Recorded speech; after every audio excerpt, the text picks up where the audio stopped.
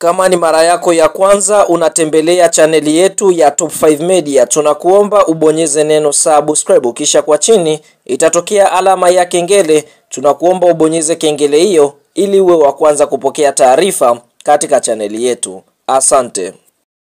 Habari kubwa ya kimichezo ambayo tunakwenda kuiangaza mezani siku ya leo ni kuhusiana na kile ambacho kimeweza kujiri ndani ya klabu ya soka ya Simba Sports Club ama chama kubwa, mnyama ambaye akiwa mawindoni anawinda kulifahamu. Kuna taarifa ambazo si nzuri sana, hususan katika kikosi cha wekundu wa Msimbazi, ambapo ikumbukwe ndani ya mwezi wa Oktoba wanatarajia kucheza michezo mitatu, michezo miwili ikiwa ni kufuzu hatua ya makundi klabu bingwa barani Afrika, ambapo watakutana na Nzigizini Hotspurs Football Club kutokea katika nchi ya Eswatini, ambapo tunashuhudia Simba mchezo wake wa kwanza wanatarajia kucheza tarehe 19 Oktoba 2025, na mara baada ya Simba kumaliza mchezo huo watarejea jijini Dar es Salaam kwa ajili ya kuja kucheza mechi za marudiano, ambapo Simba tunashuhudia ndani ya mwezi wa Oktoba tena mchezo wake mwingine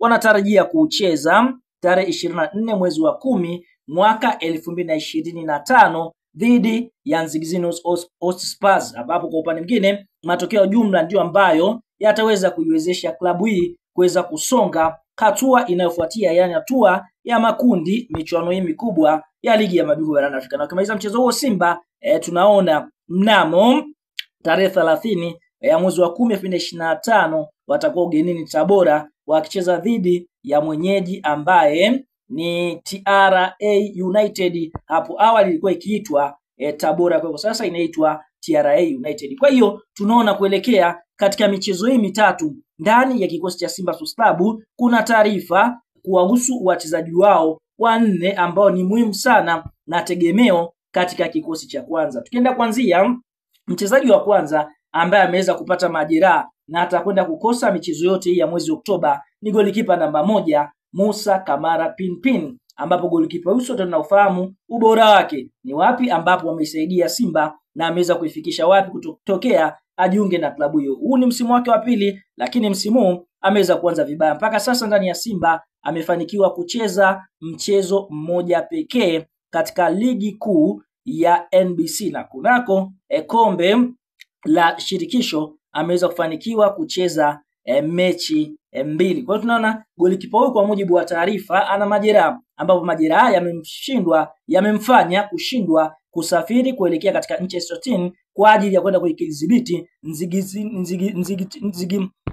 ya kwenda kuikabili Nzigizini Hotspurs. Kwa hiyo tunaona kwa upande mwingine si taarifa nzuri. Kwa hiyo wana Msimbazi inabidi muombe Mwenyezi Mungu aweze kupona mapema ili aweze kurejea katika majukumu yake ya kawaida. Lakini taarifa nyingine ni kumuhusu beki wa katikati Abdulrazak Hamza, ambapo beki huyu tunaona naye pia ana injury kidogo, naye pia ameshindwa kusafiri na kikosi cha wekundu wa Msimbazi. Kwa hiyo naye pia ataendelea kuuguza majeraha ndani ya kikosi cha timu ya soka ya Simba. Lakini kiungo Alassane Maodo Kante ambaye kwa sasa ameanza kuwavutia mashabiki wengi wa Simba Sports Club, naye pia amepata majeraha akiwa mazoezini na klabu ya soka ya Simba kujiandaa na mchezo kwenda kule katika nchi ya Eswatini kucheza dhidi ya Nzigizini kwa upande mwingine, lakini naye pia ameweza kupata majeraha akiwa mazoezini, kwa hiyo akashindwa kusafiri kwenda Estonia. Kwa hiyo tunaona kwa upande mwingine ni pigo katika eneo la kiungo, mchezaji ambaye tayari alishakiingia kwenye mfumo, yani kikosi cha kwanza